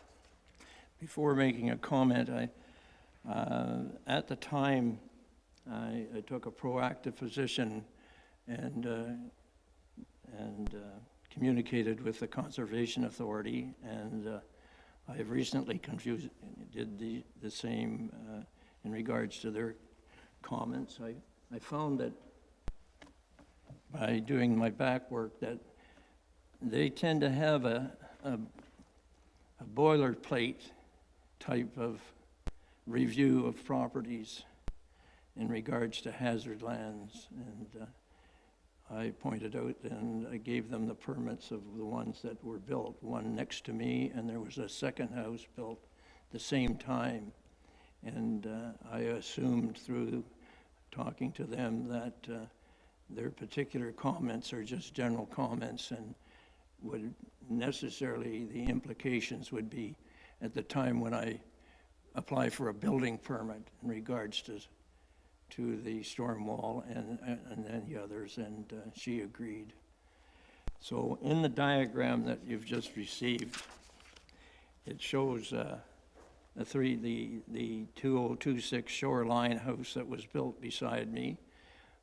These were dimensions taken right off the plan, and you'll notice that there's the 3 stories, and the particular height, which is the municipal required height, is 9.9 meters. So that is what is beside me. So to get the highest and best use, I thought, well, then we'll go for the same thing. But when we go for the same thing, we find that the new bylaw states that it can be 10.4 meters in the height as the municipal height, but it can only be 2 stories. And then there was some ghosting aspects of it, that the 3rd floor could be incorporated as a roof or as a loft. So in the next diagram I'd like to show you,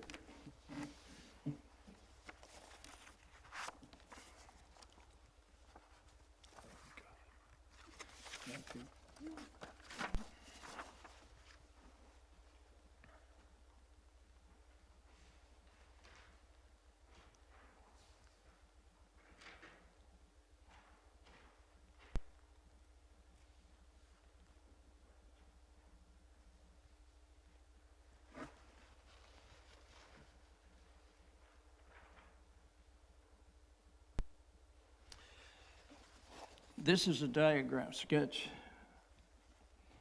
of a section that shows 2 stories, and it has a 4 foot above grade, so that if you take into account the stories and the same roof section that was put on 2026, the municipal height is 8.4. Now, I would assume that what we have here is a typical type of home, and I know that there are some that have been built on Shore Lane, on the south side of Shore Lane. So, through you, Mr. Chairman, I'd like to ask the planner a question. Go ahead. Okay. I'm just going to refer to my notes again, if you just give me a minute.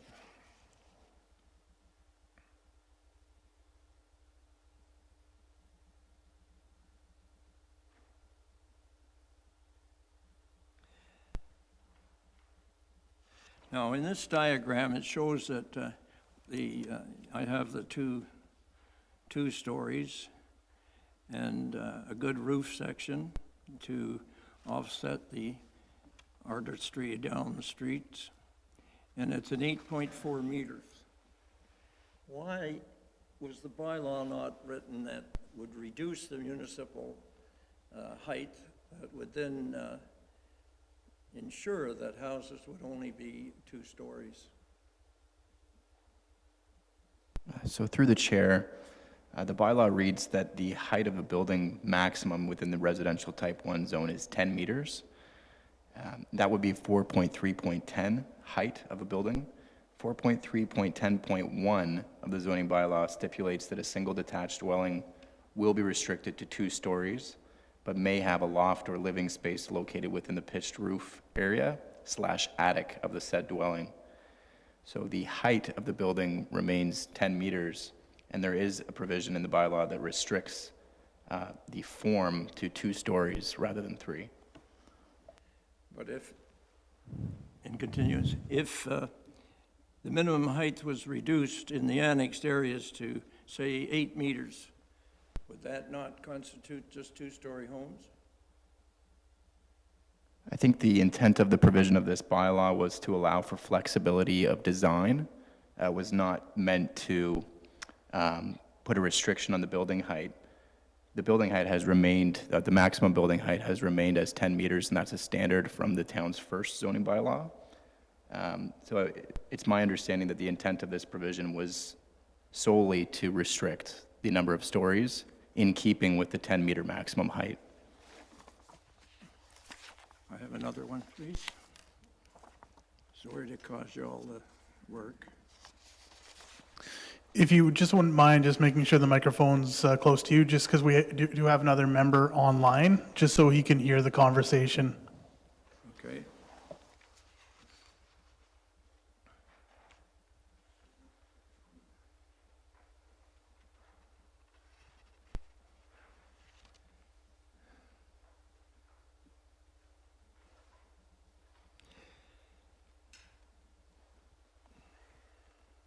And referring back to diagram number 1, This is a building that has the same dimensions as diagram number 1, but it's only 2 stories.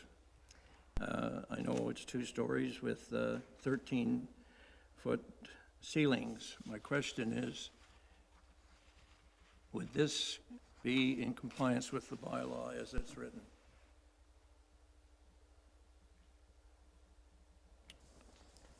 Through the chair, if the maximum height of the building in diagram 1 was to be 9.9 meters, and that includes the roof portion as well, then this would be in compliance if it was a 2-story dwelling at 9.9 meters. However, there is 3 stories shown on this diagram. So it would be the 3rd story that is not in compliance with the zoning bylaw. The height is in compliance with the zoning bylaw. So just to review what you said, this 2-story plan that as you have in front of you with a 9.9 meter height would be in compliance. And I'm sorry, is through you, Mr. Chair, is that diagram 1? No, diagram 3. Diagram 3, which indicates 2 stories at a maximum building height of 9.9 meters, would be in compliance with the zoning bylaw. Thank you.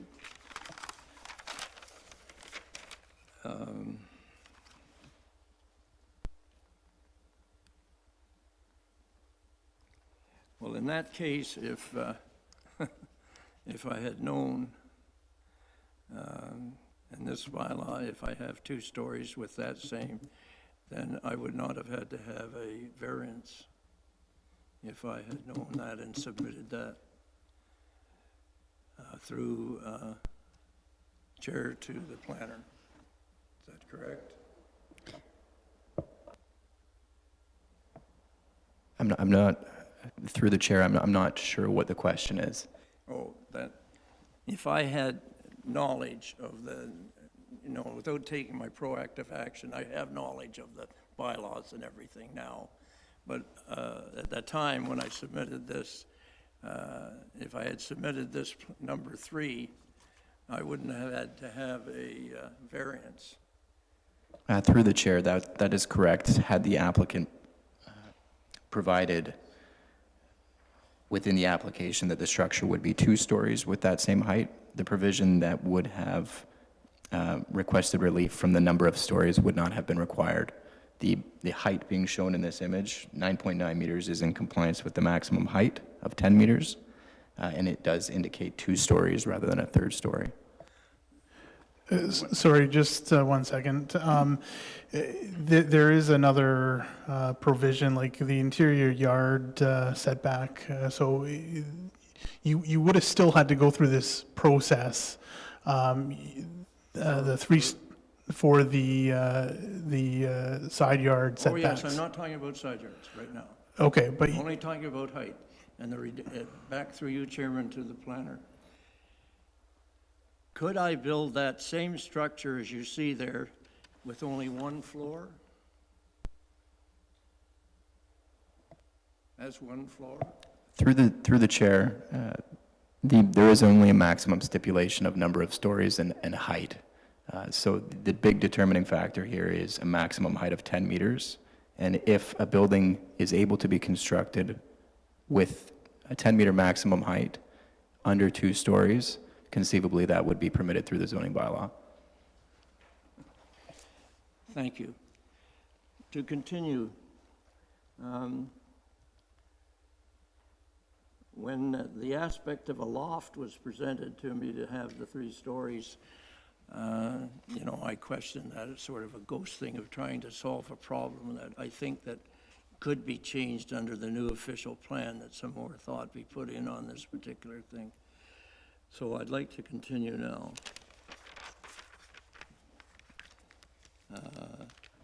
And concerning the 3-foot sarge and the expanded footprint, as I mentioned, I have a summer home. It's a very small home, and I've owned it since 1965. I've been in the area for many, many years. there has been a lot of problems in the area of the annex lands in regards to the placing of lots, or placing of buildings on lots. I read there are 2 court cases that deal with the whole side of Sylvan Avenue on the east side that had to have a court judgment about boundaries and side yards, and it resulted with one of my neighbors losing 25 feet of a registered plan that he had bought a lot 50 feet, and it was reduced to 25 feet. So that these side yards and different things in that particular area seem to be common. There was another on the west section of Sylvan, and it was a little more involved because houses were built on wrong lots. They just, at that time, I don't think the particular people were so concerned with where their surveys were, if they had a survey at all. Even the municipal utility, when they moved the poles off the hydro line that went along on the beach and moved them back onto Gurrock, which is Shore Lane, they weren't too controlled of their planning, and I ended up with a pole on my lot.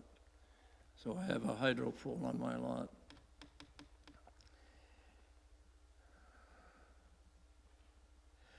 Now, the issue here is when we bought the lot, we had bedrooms, and the bedrooms brought up a lot of complaints. And the fact that the size of the bedrooms are 8'9", it seemed that the person who developed the bedroom issue of this house did it on the modular of 4x8 sheets of plywood. And the bedrooms became either 2 sheets or 3 sheets. In this case, it was 2 sheets. So that the complaints that I had from my bride and my 3 children, and even down to the now grandchildren, it's very difficult to make a bed when it's propped up against an 8-foot wall. So that was the reason for asking for the 3 foot on Peter's side. So that the aspect of the bylaws, one side is okay, the separation is okay on one side, but they've asked for a change of 1.2 meters only on the east side. If you looked at this piece of property as a subdivision, one lot subdivision under the other ways of developing land in the town, under site-specific notwithstanding, you'd look at it and it's a house and it has a side yard of 3 feet, and it has separation of at least, in this case, 9 feet. And by observation, under some site-specific plans that have been done in the area, I have noticed that the side yards are relative to 3 feet, and the separations are 6 feet instead of 12 feet. So that I'm saying that the aspect of the requested 3 foot would tend to be that it would be acceptable. I spoke with a local builder and confirmed that that he could construct a house with a 3 foot side yard and it would not present a problem. And I mentioned about the concerns of the conservation and public works. All the other aspects of water draining and roof panels and no gables or no extensions past the 3 foot start line can all be determined by building permits. That's my presentation. Thank you very much for the presentation, and I don't see any anyone here from the public wishing to speak to this specific matter, so I will look to the committee members to see if they have any additional questions for the applicant. No questions here. Thank you, Mr. Chair. Through you, are you aware if you could have any unprotected openings on that wall if you were permitted to build at 0.91 meters from the property line? You'll have to repeat that. Are you aware, have you put any consideration whether you are permitted to have unprotected openings, i.e. windows in that wall, should you be permitted to build that at 0.91 meters from the property lines? Along that, on the western side? Well, on both. You've asked for that on both. There are windows there all the way down the cottage that's there now. So my only caution to you is, and you may want to speak to your designers about this, that there's limits and restrictions on unprotected openings on exterior walls that are within 1.2 meters of the property lines. But that's building code, it's not the zoning bylaw. No, I know. Thank you. Thank you for your comment.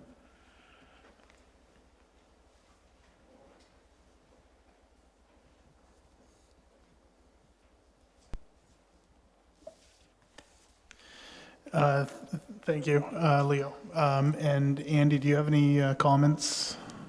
My only comments are about the height and whether it's a loft or a living space that we're going to be dealing with here.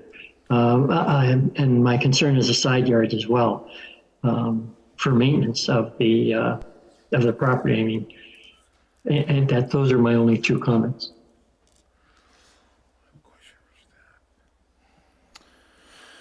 I guess I don't know if Andy, if that was a question for staff. Andy, do you want to just clarify, or were those just comments that you're just making, just in general? They're just general comments that have been brought to my, well, just that's my opinion. That's my question, my comments that I had, not so much a question. Okay, thanks, Andy.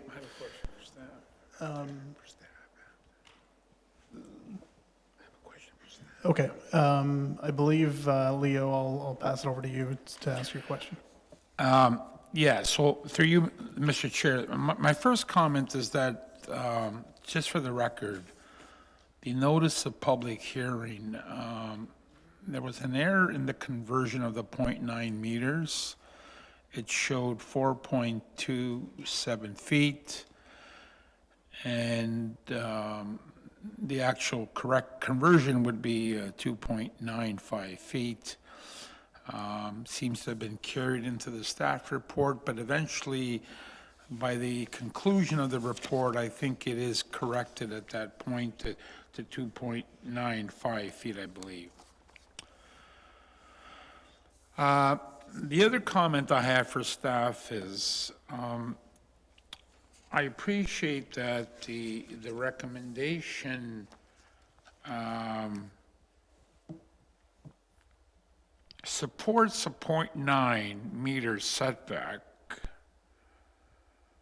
on the westerly property, on the western property boundary, but not on the eastern boundary. And if we were to consider the same reasons, the issue with building maintenance and the issue with managing stormwater, why is staff comfortable with supporting a partial approval, and that is the 0.9 on the western property boundary? Through you, Mr. Chair, through research that was undertaken, it was determined that the existing dwelling, according to MPAC records, was constructed in 1921, which was definitely before the town's first zoning bylaw, which came into effect on February 11th, 1975. So for this reason, the existing situation did not present itself to be any type of concern. And with the ability to maintain access to the rear yard on the eastern portion, it does provide comfort knowing that there will be able to access and maintain that portion of the side yard. So there was concerns with the engineering comments as well, the town's engineering comments that indicated concerns with drainage, access, and maintenance. And by approving or recommending approval for a 1.2 meter setback, planning staff felt that there would be the ability to maintain the structure itself, as well as accessing the rear yard with, let's say, a wheelbarrow or something else to get back there. So for those reasons, it was supported to maintain the existing setback on the western side yard and to be supportive of a reduced setback from 1.8 meters down to 1.2 meters on the eastern side yard. Thank you. I'm just having trouble with the 0.9 on the western side, and I just imagine, even at the very least, if we were to build a 2-story instead of a 3, or something within that same height envelope, is just to think of putting a ladder up against that and having a proper setback for proper safety to provide that maintenance. And then I read language about so long as the eaves stays within that. So anyway, it comes down to, is there enough side yard setback to even create a swale that would catch storm water and not affect the neighboring properties as well? Thank you.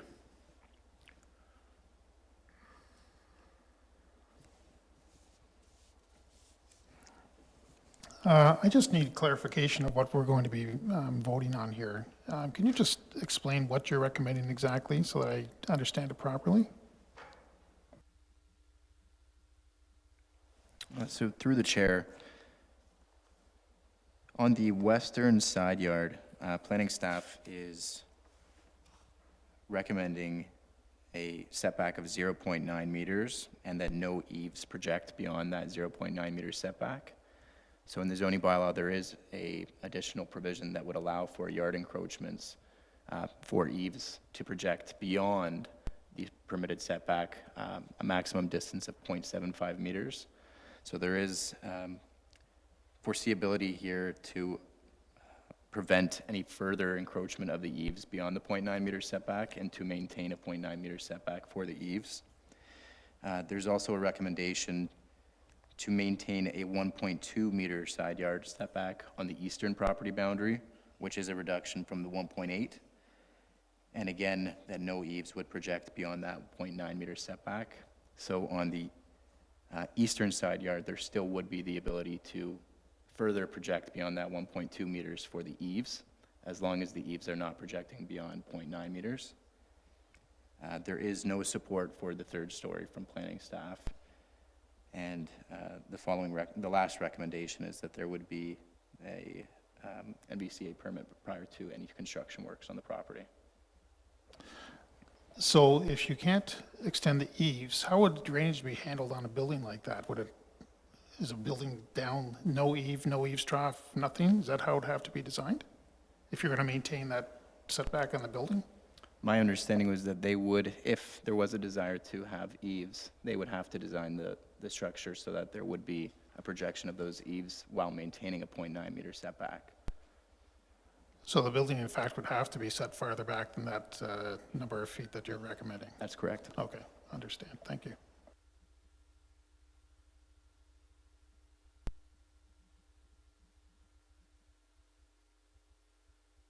Any other comments from the committee members?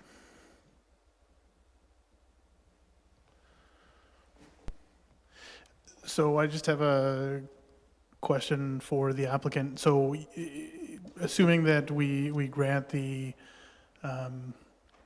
variance today, is your intention to build a new structure at this property? Yeah, I'd just like to carry on with what they talked about in regards to the roof. The roof would be a steel roof. It would be paneled, in this particular case, from a north and south slope. And the water that we now collect off the existing roof, which is the same type of roof panel, the water is directed to the bay and is directed to by sheet drainage, a footfall to the only existing catch basin between Inverkip and Sylvan. So there's no problem with drainage, and there would be no problem with zero edging of the roof. It would be right at that 0.9. And with a steel roof, they can channel it so the water runs down the panel and not down the wall. The roof will be, the construction will be a gabled roof on the east and west side. And the roof panel will run from north or south, and water would be restricted. So it would only be on the panel. It would not extend past the 0.9 setback. So I guess my question for you is, if we approve the application without that, without the 3-story building, are your plans to build a 2-story? No, I'd only build a 2-story. If I'd known all this, I wouldn't have applied for it. But I only applied it thinking that I was to be the highest and best use in comparison with this house next door, and I would assume that the governance had covered and that it was a legal building. But I was surprised when I went to see it, when I first saw it, in relation to the other buildings were just bungalows. 2-story is fine. Okay, so your intention is to build a new building on that property? Yes, 2-story. Okay. But I'm really sensitive on the side yard that they're asking. We have seniors that use walkers, and my neighbor and I decided that it would be on his side because I would not have to form any particular access on my side in regards to getting to the rear, access and egress to the rear. So we use his, we bring our sailboats in and everything on it. And at the time, in our discussions, when the house was originally built next door, it was thought that that would be our path between the two houses because my lot was well treed. But since that time, I've spent $6,000 taking down trees that I could put a path that would be only 3 feet beside my house on the east side, which would handle seniors in regards to walkers. Thank you. Do any of the committee members have any further questions? Nope. Okay. So I guess I will close the meeting and call the vote, and that the Committee of Adjustment hereby approve the application from Richard Cupa, and this is without that building height, so it would be a 2-story structure, and this would allow for the minor variance for the side yard property. So I just wanted to clarify that. So, and this would be with the conditions as set out in the application.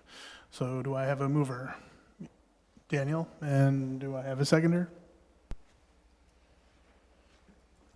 Seconded by Harold, and all in favor.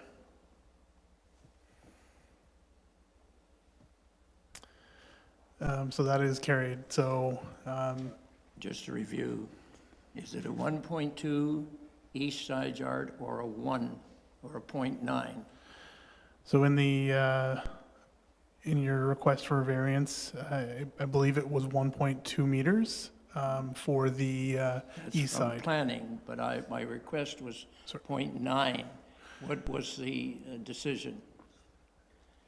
with the, so we went with the staff recommendation, which was the 0.9 meters. 0.9? Through you, the 0.9 chair, I meters can read on the the east recommendation side. again if you'd like. Okay, so, sorry, we're going to get the, just for the record, we're just going to get the secretary to read the recommendation, which we just approved. So that the development will generally maintain the existing footprint of the existing dwelling with regards to rear yard setback, that the interior side yard setback be no closer than 0.9 meters along the western property boundary, that no eaves project beyond the 0.9 meter setback, that the interior side yard setback be no closer than 1.2 meters along the eastern property boundary, and that no eaves project beyond the 0.9 meter setback. And number 4, that the following appeal period for this application, that following the appeal period for this application, the applicant must obtain a permit for the proposed construction works from the NBCA. So that's what the committee just approved. So it's a 1.2 side yard on the east side. Yes. Thank you very much for attending today's meeting. And moving to application number 6, our final application for this evening. I think you're the only one here, so if I think you're part of this, so if you want to just. Good afternoon. So if you want to just grab a seat. So just like the other applications, we will have the secretary read in the application. You'll have an opportunity to discuss the file or the application. Just make sure that when you're talking, you put the microphone on and it's close enough to you that the people in online can hear you. Thank you.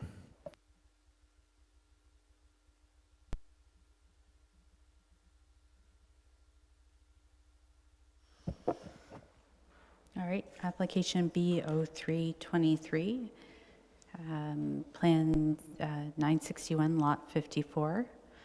Purpose and effect, an application has been submitted by Jose Severiano, owner of the subject lands. The application proposes to create one new lot for a total of 2 lots. The portion of the property be severed as shown on the sketch. Part 1 has a frontage of 9 meters, a depth of 56.33 meters, and an area of 594 square meters.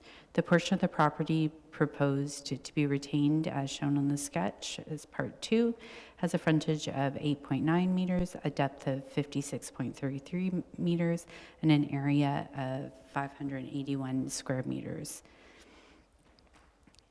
Comments from Public Works. They have no objection to the application and have no recommended conditions of approval. Public Works comments in their entirety can be found in Appendix 1 of the staff report. And the NBCA, the subject property has been previously reviewed, including a prior consent application that was approved. All concerns have been previously addressed. The NBCA's comments in their entirety can be found within Appendix 2 of the staff report. We received no public comments, and the recommendation from planning staff is that the planning department supports the application B0323 with the following conditions: that a 5% parkland contribution as required by the Planning Act be paid as a requirement of the approval of the severance, the parcel severed. The determination of the parkland contribution will be based upon an appraisal prepared by an individual who is a member of the Appraisal Institute of Canada, AIC. Number 2, that the applicant provides a registered reference plan. Said reference plan show all the parcels to be severed and all of the parcels to be retained. That the applicant provide a draft legal description of the severed lands to be included in the certificate of official. That all conditions of this decision be fulfilled in the documents presented to the planning department for issuance of the certificate of consent within a period not to exceed 24 months from the date of decision. Let me turn it back to you, Chair. Thank you very much. So just to confirm, you're Jose, is that correct? Yes. Okay, perfect. Now's your opportunity to speak to the application. Obviously the committee secretary just read in the application, but if you wish to add some comments to it, you're more than welcome. I do. I just want to start off, Mr. Chair, thank you for having me here again today, and good afternoon, committee members and town staff. And Joel, thank you so much for allowing me to come to this meeting at short notice. If granted, I do have something I would like to ask the chair, through the chair, with planning department. So at this moment, I'd like to know first if it's going to be granted, and then I'd like to add something to the grant. If that kind of makes sense. I'm not sure. So this application has been for committee adjustments prior and has been granted prior. We're here today because one of the items, out of all the items, have lapsed. So I had to come again and apply for committee adjustments for a new application. But I do have with me today, I believe, all items to fulfill the conditions and to close the application if granted. Okay, so there are a number of conditions, like if this is approved, there are a number of conditions. So, I mean, I'm not sure what documents you have, but potentially you might be able to expedite this process. I do, yes, I do. Yeah. But obviously, we would be approving it based on whatever conditions, or we may add conditions Right, of course. to it. So, I mean, if there are specific questions you have for planning staff about the conditions as kind of set out in the application, I mean, you have an opportunity to speak to them if you wish right now. As far as the conditions, no, but I do have something with regards to the appeal process and appeal period. Okay, and that's set out in the notice of decision. Correct. Once you get that, so Yes, sir. all of that information is included in there.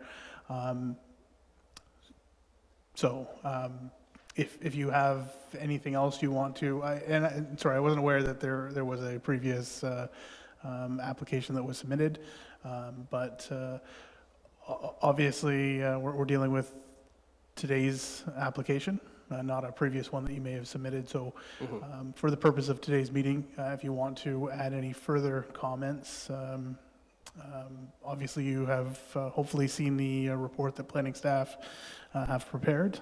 Correct. Okay, so do you have anything else to add? No, nothing to add to it, no. Okay, perfect. And I don't see anyone else out like in person here. Is there anyone online? No? I'll just refer to Joel if nobody's online. No. No, Chair. Okay, so I will close the public portion of the meeting anyways and pass it over to committee members to see if they have any questions of the applicant or of staff. So I'll start with Leo. No questions. Okay, that was easy. Daniel?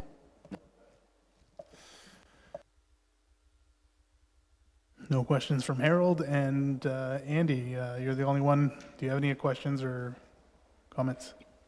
No questions and not any comments. Thank you. Okay, so seeing none, I will call the vote because I don't have any additional questions or comments either. So that the Committee of Adjustment hereby approve the application with the conditions from Jose Severiano. Okay, and that's for application B0323 for 25 Wood Avenue. And this was for a consent. Do I have a mover? Moved by Leo, seconded by Paul. And all in favor. And that is supported. So that has been granted. So if you have any questions of staff, obviously it can be, you can ask staff after the meeting. So Through you, Mr. Chair, I'm happy to meet with Jose briefly after the meeting if he has some questions in regards to process for meeting the conditions and so forth after the meeting. So there you go. So after the meeting, Christy here is happy to chat with you. So that concludes all the matters for today. So it is, so our next meeting is scheduled for April 19th and here at the town office. And I will just ask for today's meeting to be adjourned, and the end time is 4:14 p.m. Thank you very much. Thanks, Andy, for joining us online. Thank you.